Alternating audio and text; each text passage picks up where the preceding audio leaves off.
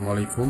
Tepang deh sarang sim kuring ujang combro diundang getieu sim kuring bade nyaritakeun dongeng bahasa Sunda anu viral judulna disangka juri. Wilujeng ditonton.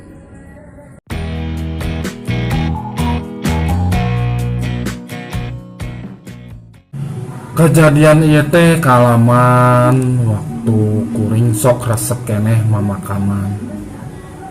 Asal kesebut makam karamat, kajian di mana tangtu disusul. Dayah luhur, di Sumedang, Girilaya, Godog, nepi ka Cirebon geus kasorang. Ari ngabaku nama nu dareukeut kayaning makam Matricina wetaneun Majalaya aya sawatara kilometer mah. Tanggulun kidulan Majalaya jeung sajabana. Hari pangremen mah makam Matricina kadinya mah lain deket-deket teuing ngan duriatan we pedah kadinya mah tara luput. Kadangkala aya nu gaya molesna kalapa aya puluhna malah aya roti tawar sagala.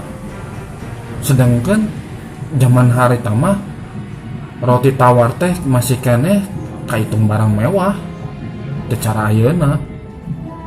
Ari ka makam teh saminggu 2 kali, nya malam Senin jeung malam Kemis.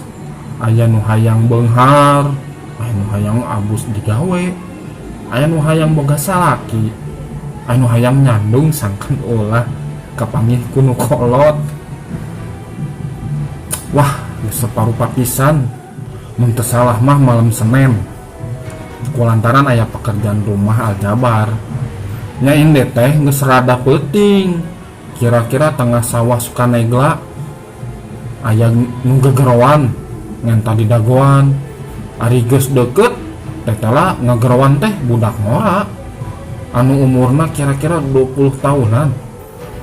Cenah tas ti Majalaya kaburitan. Keung atuh manehna ngadagoan. Geus beres leos deui ka tonggo. Si budak teh terus nuturkeun nepi ka makam anu dijugjug. Kuring bebeja ka si budak. Rek nyimpang heula ka jero makam. Kaciri manehna kacida ngagebegna. Jigana keur mah manehna sieun, tamah kuring rek abus ka kuburan nu poek meredong. Kuring ngajak sasalaman ke manehna. Setengah tersadar manehna bari ngadeg-deg narima lengan kuring. Nah atuh barang antel kana kulit. Ari kocak si budak teh lumpat bari jojorowokan tulung-tulungan. Atuh kuring ge milu sieun ngan hadena nu di makam ngadenge nu tulung-tulungan keluar murun nu ngabecir. Kebenaran aya ronda. Atuh nu lumpat teh buru-buru ditulungan. Awakna barared, urut, labu jeung ti karait. Geus rada leler, si budak teh ditanya. Paralak dicaritakeun nyen papanggih jeung juri.